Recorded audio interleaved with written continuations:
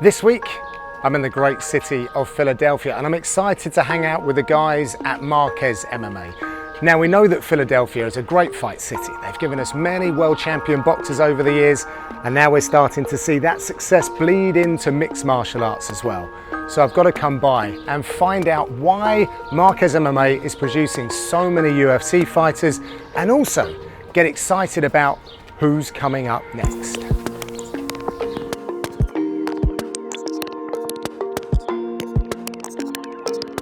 Paul was our guy, like, in the UFC. Like, we didn't have anybody. To see him do what it was like Eddie Alvarez was the first guy, but we didn't train with Eddie. So Paul was the first guy to do it from our city, let alone our team, and then Jonathan. So I had these guys. He just always set a good example of what a pro fighter should be, a professional athlete.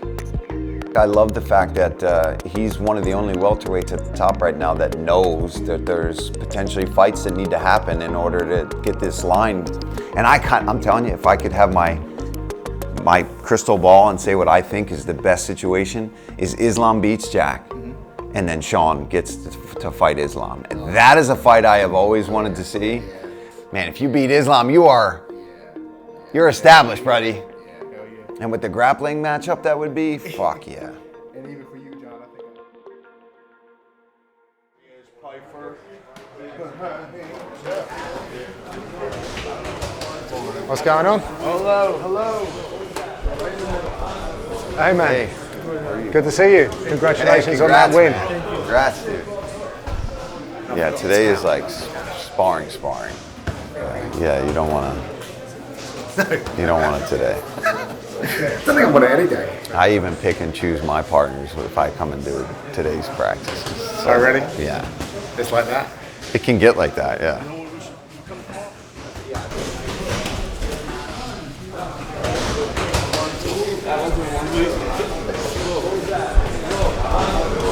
If he steps in trying to hit me, I'm not going to stay here and take a back step, make a miss, and then I create my openings, right?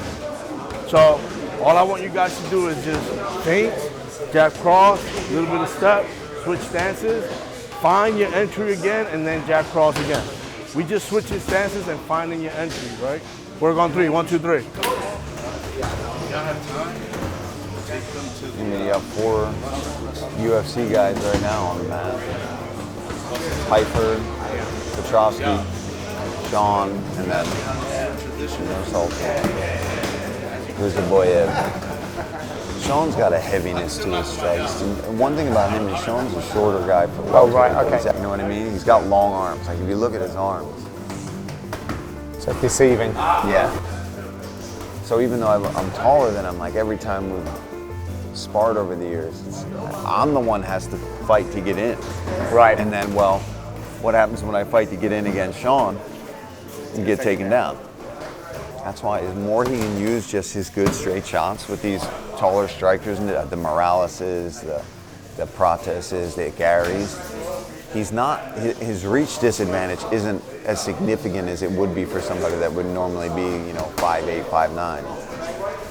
But this is the difference, because we see so many people in the UFC, they can take down and they can get control, but they can't hit at the same time, not to this rate. Yeah. His ability to pin and hit is ridiculous.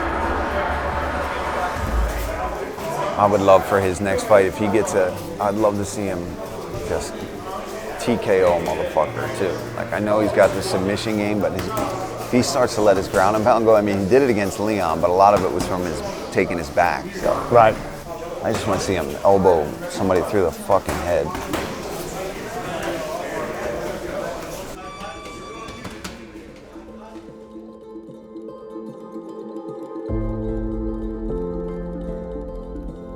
Winning is good, right? When you lose, it hurts my heart every fucking time, right? But we have to recognize why we lose and get better.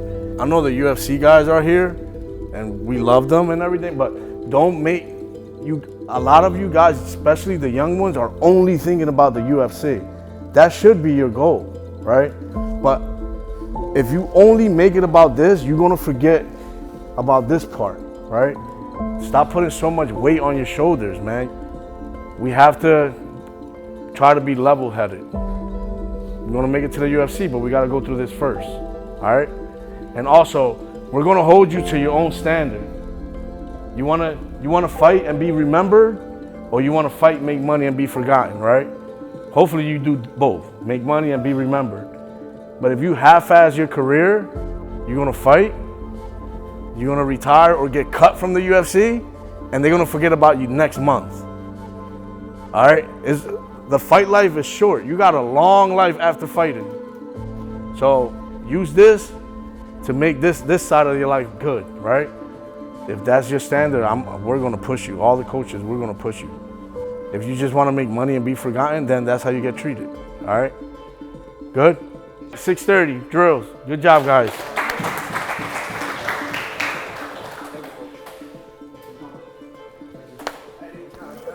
I'm gonna come in hot. How would you describe the fighting culture in Philadelphia? Greedy. Greedy? I didn't expect that word. What does that mean? So like where we come from, there's a lot of hunger. Right. And everyone's trying to make it, right? Like, even like sparring days, like, it's almost like a real fight. Yeah. Like people just trying to make it out or letting emotions out, whatever it is. It's just greedy. Right. It's not technical. I don't care about your feelings, and just greedy. Right. A few people have said to me this week, and I've even used it on the broadcast, I think I've heard it, like, it's that Philly grit. Something about Philly. It's almost like it's a describing word rather than a place. Does that make sense? Yeah, Philly, majority blue collar, working, hard work, and the history in Philly, right? This is a fighting city from way back in the day. Right. And growing up, if you can't defend yourself verbally or physically, right, a lot of times you're gonna fail out here. Right. So even women, men, we all grow up the same, and you just gotta have that grit from a childhood all the way to your adult life. Right. So let's talk your journey. Yeah. So you now have a stable of elite level fighters fighting at the highest level. How long has this journey through coaching been? So I opened the gym 2012. Right. At probably a few blocks from here, 1,000 square feet, one bathroom, one changing room, no showers. And then we started there, and then little by little, one thing led to another. We partnered up with Daniel Gracie for a couple years. He took a different route, moved out of Philly, and we just kept doing what we were doing. Yeah. One thing I've noted through your journey, on looking back through your resume, is you are not afraid to collaborate with people. Oh, no. And I don't know it all. There are very different people in this world that they do think that they know it all, or that their way is the best. Maybe they've been burnt. But what is it about you and your journey that has this open mind where you bring people in, you let people teach on your mat? So I think I played baseball growing up, a lot of baseball. In baseball, you have a team. Right. The team is not about one coach. You have your first baseman coach, your third baseman coach. Right. Football is the same way. Yeah, they have the defense and everything. Right. And you have 50 people on the mat. Imagine just being me. Yeah, oh yeah. It's never gonna work. You can't give them the attention. 4 brains think better than 1 brain, right? Smart brains. If you put the right one. And it's not all about me, you know. Name, I said it before, the name is on the wall, but it's not about Marquez, it's about the team. If I put my team first, I need help. I need good help, smart help. And we all doing it together. Jonathan Webb, James Lyons, Dylan, everybody put their brains together, and this is what we create. It's not only me. Yeah, Coach Webb, you know, he's got credentials there that you can look him up on Tapology, and you're like, oh shit, but he's quite a mild-mannered guy, right? And then they say, but then we got Coach John, who just lets you know, like So Jonathan is my partner, and great coach, great brother. He's like my family, and when he's next to me, he's like, yo, like, it's all right, you know. But sometimes I've seen him get like Coach John. I'm like, yo, I didn't know you had that in you. But coaching is like, you got to be a psychiatrist, a doctor, a father, an uncle, a brother. Yeah. So it's like, it gets overwhelming sometimes.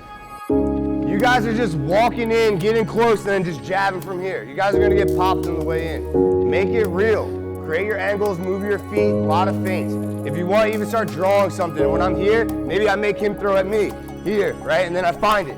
Here, all right? Again, stop just walking in because you know they're not gonna hit you and then jabbing. All right? Make it like the fight. You guys gotta make it like the fight, or when you get there, it's not gonna work. All right?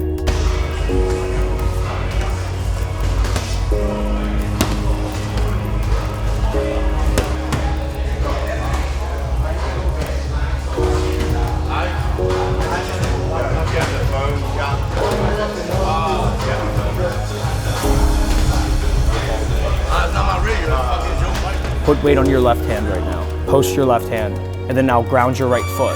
Does that make sense? That's priority. If your weight stays to your right hip, your heel's gonna expose, yes. See how this hand and this leg are accountable? This is how you wanna see it. So I know my heel's grounded, and I'm pushing into my leg. Right? I'm pushing in off my hand, pushing off your hand, and make your heel heavy. Yes, and then now clear it. You could clear your knee line out and make them even stand up. You could go all the way up too sometimes. Farshad, sometimes just exit and make him stand up, right? Right, I wanna make sure that I get into this position with my hand, right? I'm grounded in. Like, this is the position to be like, get up. And then now we're in a, right? I don't wanna just stay there and make him start to feel comfortable transitioning.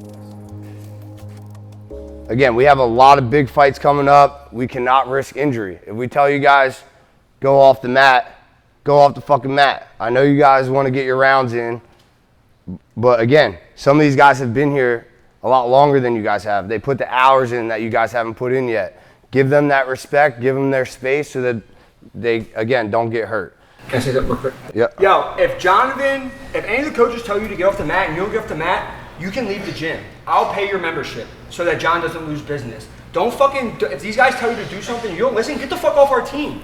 If they tell you to sit out, you sit the fuck out. That's how it goes. It doesn't matter if UFC, whatever. If Jonathan told me to sit out, I'd sit out. Joey would sit out. Anyone would sit out. Corey would sit out. So, fuck you, listen to the coaches. How about that?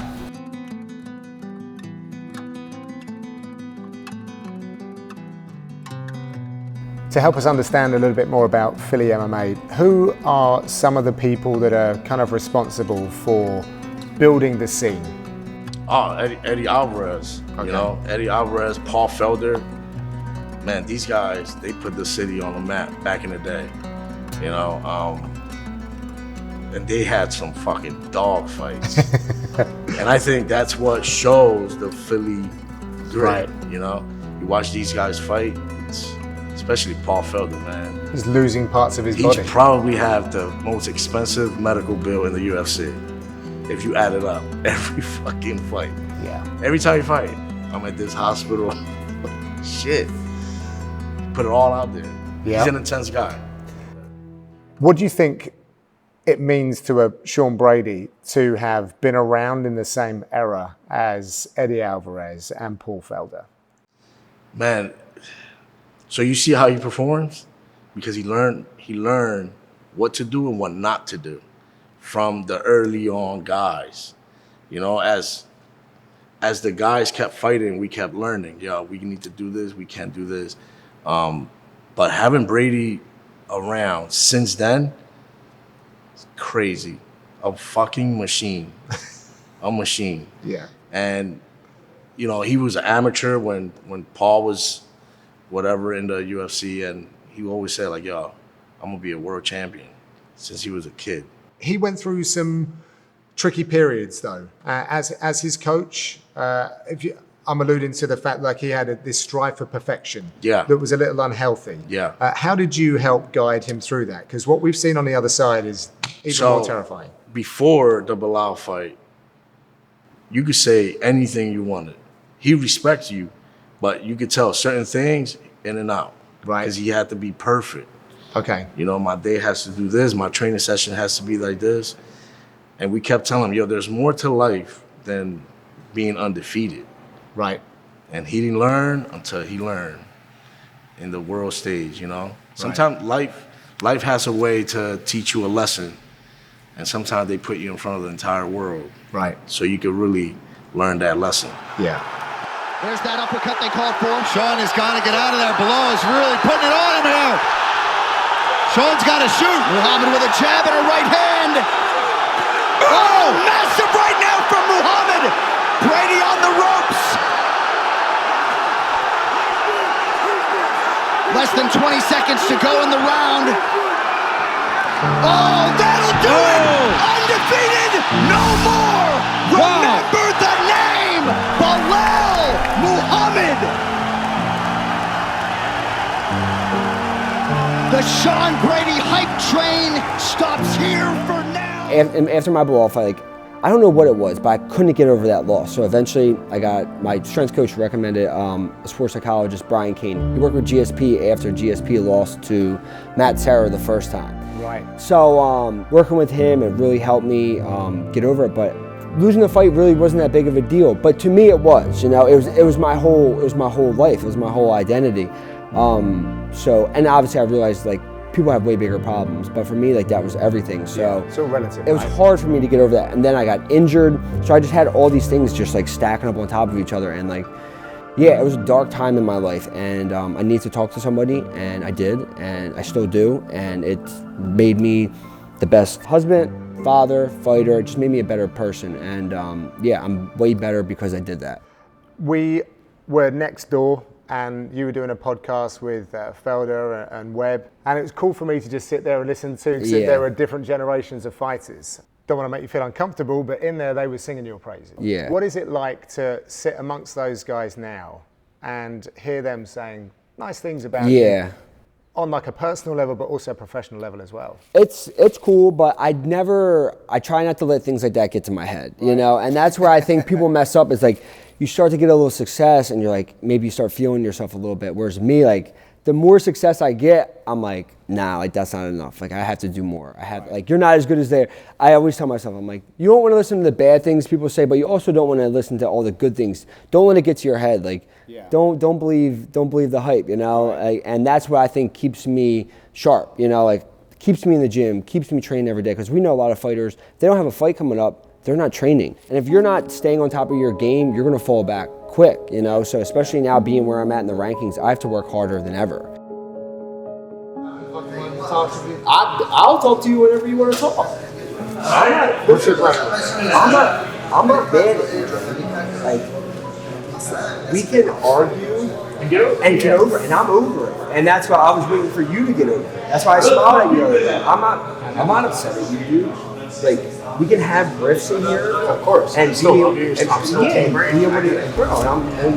on your team too, and we can get past it. And that's why I was I'm going to give you your space because you're more emotional than I am, and I know that. So I'd rather let you get over it, however, and you also have a fight coming up. That's why I want to. I don't want to be in your head. You know what I'm saying? We're good. It's all good. We don't even have to talk about it. We don't even have to talk about it. We don't need to talk about it. We're good. We are good. If you want to get into the UFC and this is where you want to be, act like Joe Pyfer, okay? Be Joe Pyfer. I was never supposed to be here. I was a homeless kid. My parents didn't give a shit about me. I'm here. All you people, cheer for me or not, we all can be something great. Let's go! Your story's been widely told, but do you think what you've been through before is helping you navigate the professional fighting, which is meant to be a bit easier, right?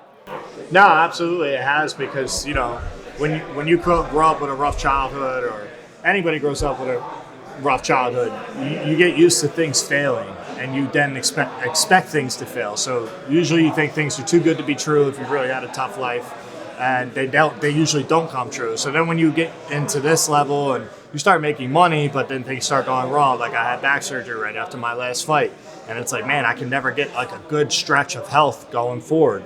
And you can either look at it two ways, like, man, this sucks, why me? Or, you know, it is what it is. I still have an opportunity to fight. I'm still in the UFC, and that was my dream at 8 years old. So just because you get back surgery doesn't mean that's gone. It's get the back surgery, get back on track, get back in the gym, get in shape, and move on to what's next. So I think it's definitely helped me not get down in the dumps. Not that I haven't before, but it definitely helps you, you know, I think, recircle and then be grateful for where you're at and where you're going. Yeah. But when you're going through those hard times, I also feel like I'm sensing a real brotherhood. How do you guys lift each other up and support each other as you go through the motions of this fight game? Well, I mean, we show up and we see each other every day, twice a day. Some of us drive an hour, some of us drive half an hour, some of us drive 3 hours. We all are putting in the same time, and if those guys are all doing the same thing, we're all on even playing field. You know what I mean? I think that one thing a lot of teams struggle with, and not that we haven't here at times, but we all as fighters need to be on the same playing field, and our leader, you know, being the coaches, need to make sure that they hold everybody to the same standard. There's no favoritism. So I think we're all chasing the same goal, man. Some of us are a little further along, but we're all trying to help each other. Yeah. Like, you know, we go down to our fights local here, and we have the whole teams there for the most part. So it feels good, and, you know, and it also hurts. You know, my teammate, my buddy Christian Bobby, who I think will do really well in here, lost his fight this weekend. Right. And, you know, he was crying and all, and it's our job to pick him up and say, hey, yo, like, we've all lost. Right. Let's get back in the gym. Let's fix what was wrong and let's move forward. And I think that's special. Some guys will just be like, yeah, he sucks. Right. You know what I mean? So, I don't know, just being there for each other, man, and, you know, trying to inspire each other when someone falls off. Where's Bobby at? Look, lost his first match. Just hit back in the gym. A lot of you guys, we won't see you for 6 months. He already told me, yo, as soon as my stitch is out, I'm back to work. You have to be committed.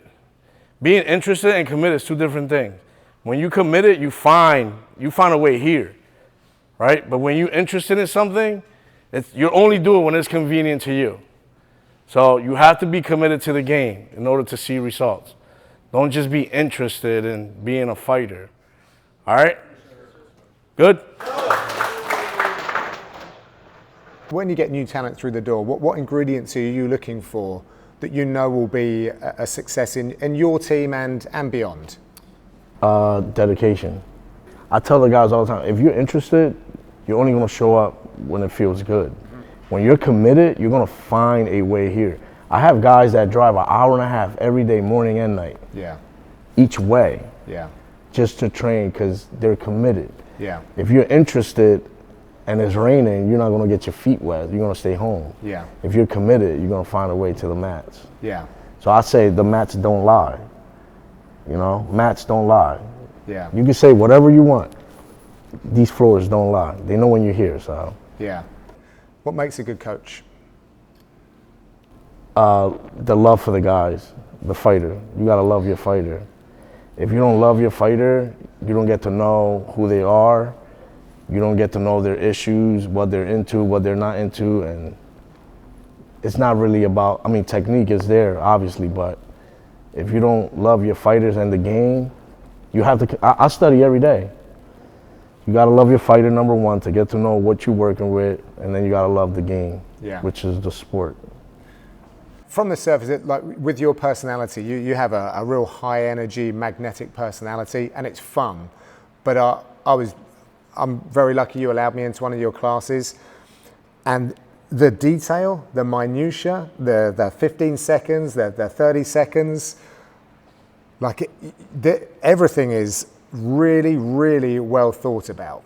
So I feel like behind what we see in front of us now, there's deep thought. Yeah. On absolutely so everything. I smoke a lot of cigars, and when I leave here, I go home and study. I open my laptop, study, and think about the game, think about next week, tomorrow, next month, whatever. But you have to try to put the guys through the ringer on the mat. So when they experience that in the cage, I could walk up to you on the mat. Hey, John, listen, try to do this, work on this. I can't do that in the cage until that 1 minute comes up. Right. And now the cut man's in your way, the camera's in your way. Now you really have like 40 seconds. Yeah. And if your fighter is not there mentally, now you really have like 10 seconds to wake him up and, you know. But our training style is to make it as close as possible to a fight. Chaotic, people coaching you and, you know, you're like, what the fuck, where's the clock? You can't see the clock. Yeah. So all that, it's on purpose. Yeah. So when I was snooping around, it's always interesting looking at people's workspace, right? And then I saw on the spine of the book, is it just, Doubt Me Now. And I've now seen Never Outworked. Mm-hmm. Like, what is in this, your little Bible here? Right here, so everything that we go on. So like, this is August 26, 2024. Right. This is what our fight team worked on. And why is it important to write on the spine? Oh, you gotta get, it's a reminder, you know? First they don't believe in you and then they wanna become your fucking friends. Right. And, nah, we good. I'm gonna show you exactly. So like, let me see. So like Sean Brady. So. Oh yeah, you have a file on him. Yeah. So this is Brady versus Burns, right? Right. This is week number 1 all the way through 8. The first day we worked on feints and angles for Burns because we can't stand in front of his fucking face. It's dangerous. Oh yeah. Probably one in like the last 10 years an opponent has thrown something at us that I was like, what the fuck was that? Right. Because we study them so much Right. that we go in a fight almost knowing what they're about to do next. Right. And pretty comfortable, but it's all here. It's there. You know?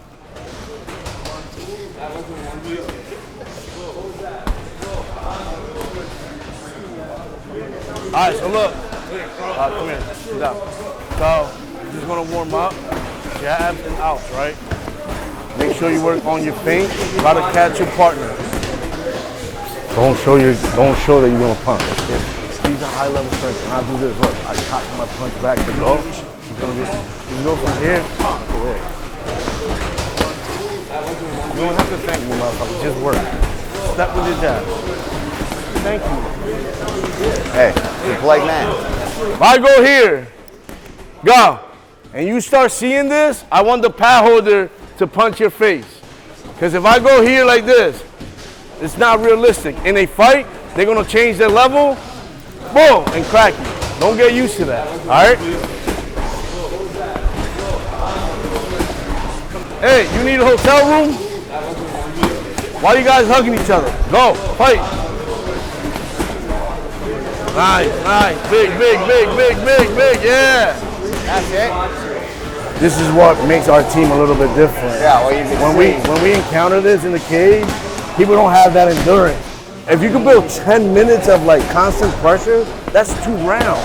Yeah, and it's only 3 rounds for most guys. You only gotta fight 3 fucking rounds. Let's go. You gotta get the fight to the ground. You have to get the fight to the ground. John, you only got 30 seconds. Let's go. Move. Hustle. Use your legs so you can reach up and try to grab his posture and break it down, John. And anticipate that he's gonna shuck your legs one way or the other. That's it. Use that hip. Go, let's go. No excuses. Haven't done that for a long time, but that was so physically and mentally taxing. And Coach James that I had with me was absolutely superb. Thank you, Coach James. So I been spending a little bit of time in the gym here, but you've grown up here. Yeah. You know, I'm trying to understand what it is about the culture of this place that you think makes it different from other spots around the world. I think the aggression that we bring in here, everybody in here is very hard-nosed, you know, it's got the Philly vibe to it, and everybody in here is really trying hard to gain their goal, so I think it's the intensity, really. Right. John has a different way of going about things, and that has also played into it a lot, but I think the intensity is very different in here. You know, right. People come in from other gyms, and they're like, what the hell? It's the intensity that we bring. Yeah, we expect that every day out of our fighters. So. Right. How would you say your game has evolved since joining up with Marquez MMA? I'm much more stable, confident fighter, that's for sure. I know what we do in here is so, how would I say it?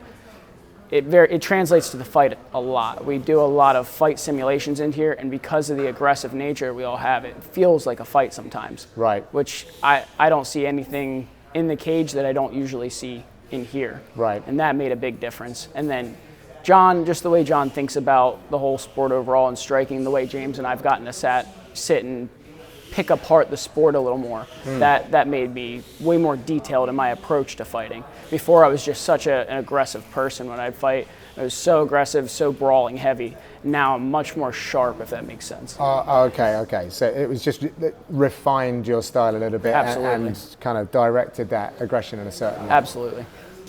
Yeah. You welcomed new life into the world recently. I saw that you had, your baby was in the gym. So, I mean, how old is... He's a month old. 1 month old? Yeah, I went through the whole training camp. I was sleeping at the hospital and then coming in the morning with my stuff already packed. Wow. Not getting sleep at night. It was definitely, that was a bigger challenge than I really kind of thought it would be. Right. And it paid off, but it was not easy. Yeah. Now I get to sit back and relax and actually enjoy my son being born instead of just going through the motions and trying to get to the fight. Yeah, oh yeah, and savor every one of those moments. Did anything change with the birth of your son? I'd say I'm always this fighter, man. I was always very driven, but that definitely lit something else in me. It's hard to explain. I don't know what to really equate it to, but it definitely lit a fire in me. I want my son to look back on these moments and remember, like, okay, that was my dad. That's cool. My dad was the person that he spoke that he was. So yeah, that to me meant a lot.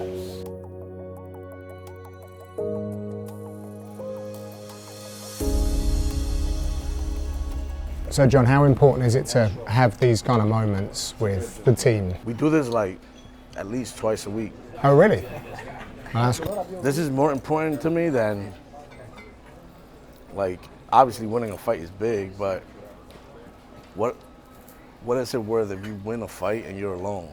You don't have a team. How do you manage to navigate the different cultures, and not even that, just the different languages, right? Just making everybody one. We're one. The interesting thing is you got a lot of these guys that are clearly leaving their families to come here to get the work. So if it's on your doorstep, you're lucky, but people are coming to find it as well. I think it's not even, obviously the training is good. We have a good system, but I think it's more because of this. Right. Like, you know, this guy is your brother. It's more about, like, you know this guy's gonna ride for you whether you win or lose. Not just, some teams are like, oh, he has the belt, we're the same weight class, I want his belt, so we're gonna fight each other. Right. I would never, bro, ever. I don't care how much money is involved.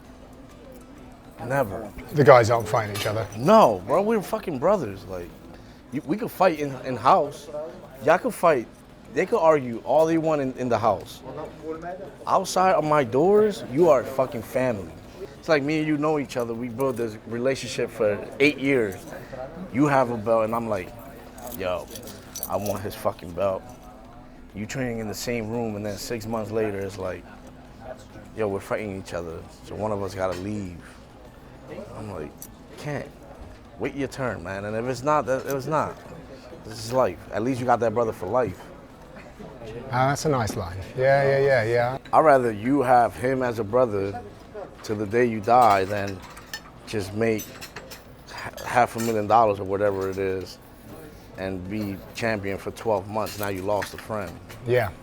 Now you get looked at a little bit weird, and I don't think it's healthy. Teams within a team, I don't fuck with it. Yeah. It's interesting going into fight gyms these days, because obviously the genesis of what we do comes from martial arts. Yeah. Bowing at the mat and a sensei and all of these kind of things. But where are you guys compared to some of that. Are those roots still there, or is this a modern take on how combat sports is through your vision? I think the tradition is there, but it's a little bit more relaxed, less like militant, you know? More about like, yo, this is our job. We do this every day. We show up, clock in, clock out, have lunch. We do it again tonight. Yeah. Your language in the gym is really interesting. You're saying clock in, clock out.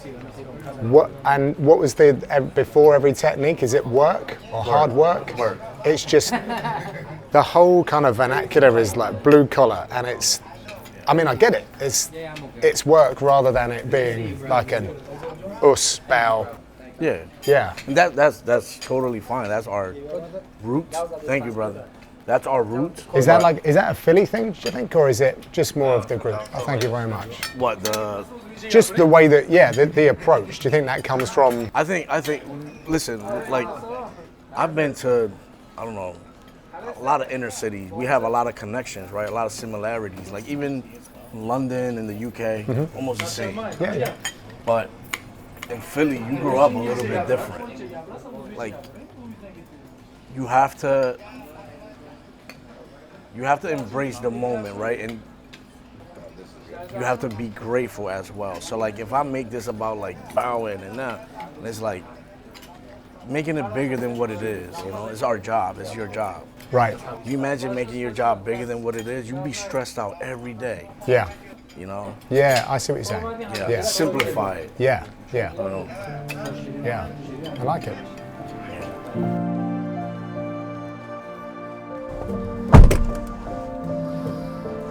Hello. Well, I'm starting to taste this Philadelphia lifestyle, Paul. Yeah, it's good. Your home. My home. So we're going to go back in time now to where you grew up. Yeah, from birth to a junior in high school is where I grew up, and then when I was 16 going into my junior year, we moved out to where I'm at now in Delaware County, which is like 20 minutes outside of the city. Okay. What was it like for a kid growing up in Philly in a less desirable neighborhood? You know, I was lucky enough to, honest to God, my mom and dad were just good people and hard workers, and I was raised right? Not everybody in my neighborhood was raised with the same type of parents. So I was definitely lucky in that way, where I was taught not to be that way. I was taught not to judge people and pick on people or be racist or be anything like that.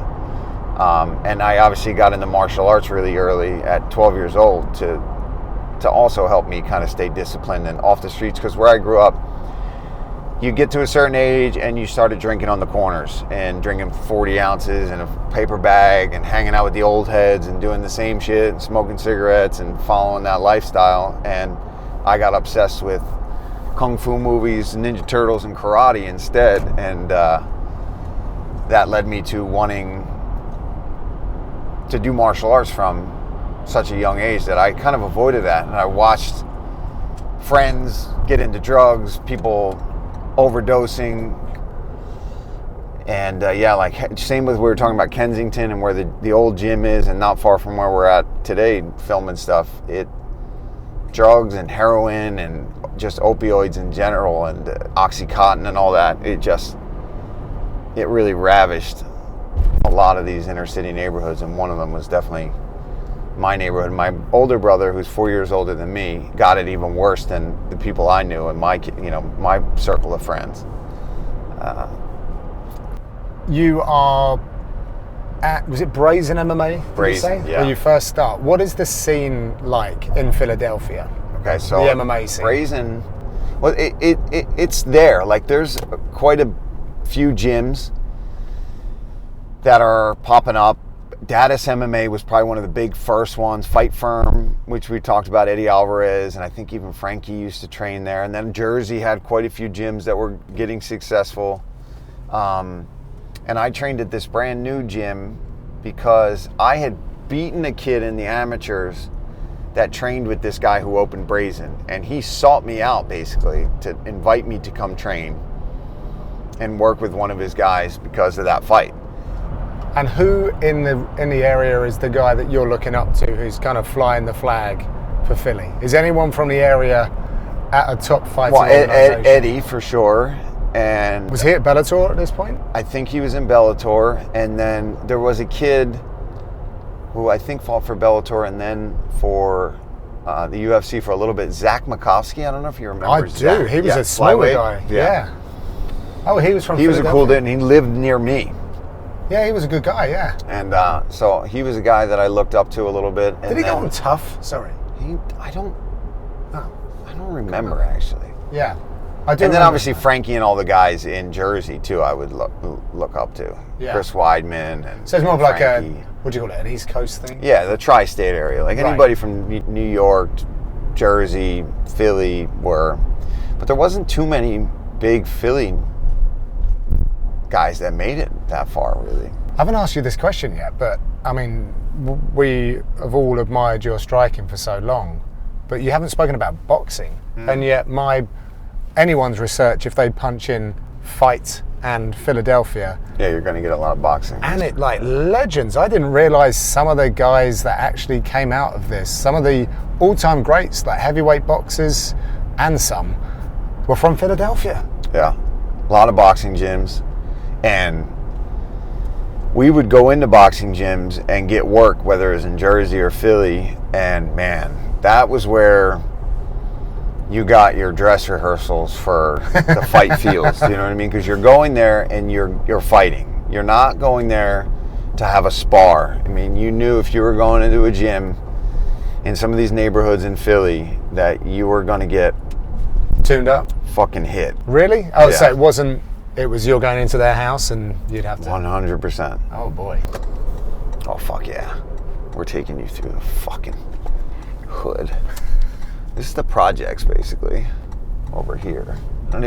These used to be like the Tasker homes, and now it's all redone, but this was the projects. It's like government housing. As we turned, I could feel that you've just recognized a couple of things. What are the immediate memories that you've just come to mind? Yeah, so this is all different now from when I was growing up. This was all like very shitty projects homes that were not as nice as they are now.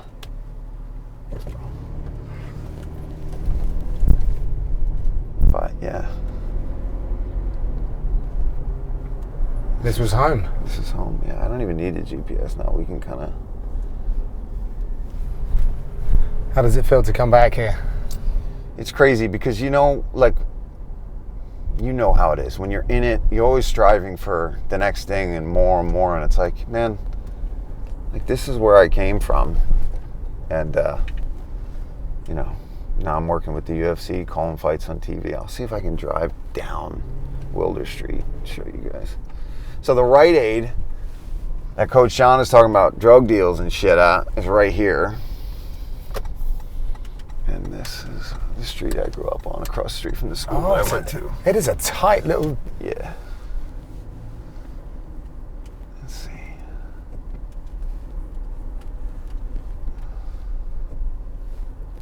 Yeah, there it is. 2939? We used to somehow manage to play baseball on this street where we would pitch to this side, and if you managed to scoop it up on the roof, it's my first concussion was falling off of this roof. See where that rail is that connects the thing to the wall? Okay, yeah. I was climbing off of that roof trying to play a game, and I slipped off it and smacked my head on the ground and got a concussion. And this is the church that I, went to. And this is where my Uncle Mark lives, right here in this tan, like closed-in porch. Yeah. Good memories? Good part. Yeah, good and bad, yeah, but... How many of you were in that home? Me, my mom, dad, John, and Tommy. So that's a lot of you. That's a small home. Looked like a modest place. Yeah, it was, yeah. And these roofs, too, we used to climb up on all these roofs and, like, scale this, and we used to do, like, fake karate and shit in this Let's drive around a little bit more.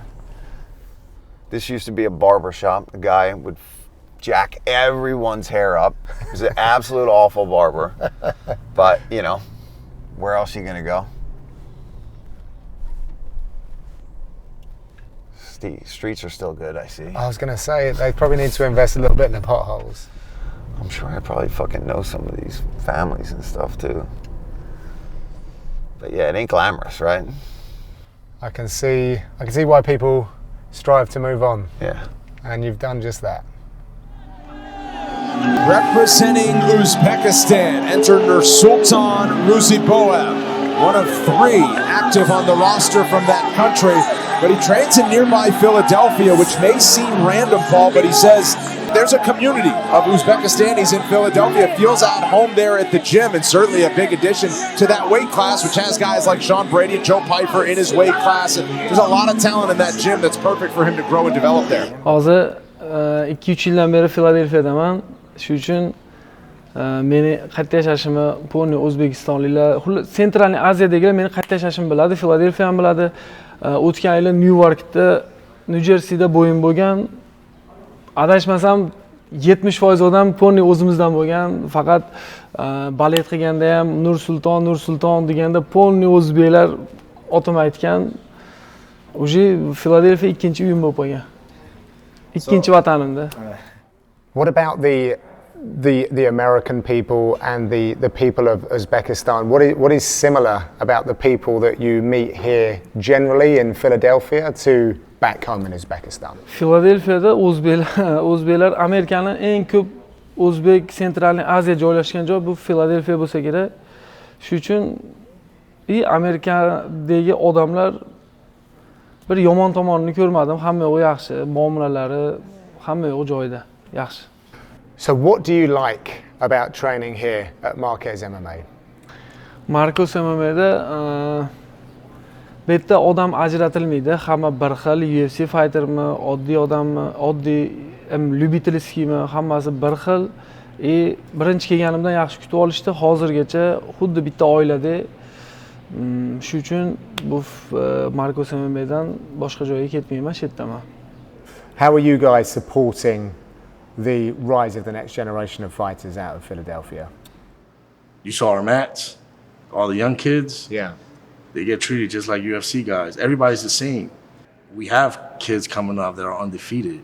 Right. And it's the same thing. Same thing we did with the UFC guys, we're going to do with the next generation. Right. And that's my focus. My focus is more on the younger guys. Because the UFC guys are already here. Yeah. Obviously, they're going to get their training, but our the next generation is right here on our hands. So we have to take care of them. If we only focus on this and they retire, you're done. Yeah. So everybody gets treated the same. So to fans that are looking for the next stars, who should we be following? Bro, we have plenty of them. So welterweight Ito, Babula Ite from Georgia, undefeated, crazy talent, super tough guy. Works construction in the morning, comes to train, goes back, do construction, comes to train again. Super dedicated. Wow. That's commitment. We have Ben Coyle, just fought last weekend. 6 finishes in a row, like a year and a half. We have Ned Cruz from Tajikistan. Samardan. Yeah, he did road to UFC, I think. Yeah. On short notice. This kid is 11-0. They're both from Tajikistan. Man, we have so many guys. Okay. So many guys. If a young kid walked into the gym today and they said they wanted to fight in the UFC, what would you tell them? Show up. Show up. And you eventually, if it's written for you, you will be there. Right. But without work, you can't. Yeah. I tell my guys that right now. Coach, I'm thinking about, can we get a fight? Show up. When I tell you you're ready, you're ready. Okay. Until then, if you don't show up, you're not gonna get a fight. Brady, that is the biggest scalp of his career. Total domination for the man from Philadelphia. With fighting, you are walking people into a fist fight. And that's really challenging on your spiritual So side. Marines, right? They love each other because they go to war together. Right. Here we go to war together. And we don't play fighting upstairs. I know that my brother is ready for anybody in the world. I believe in them that much. Oh, that's it. Down and out.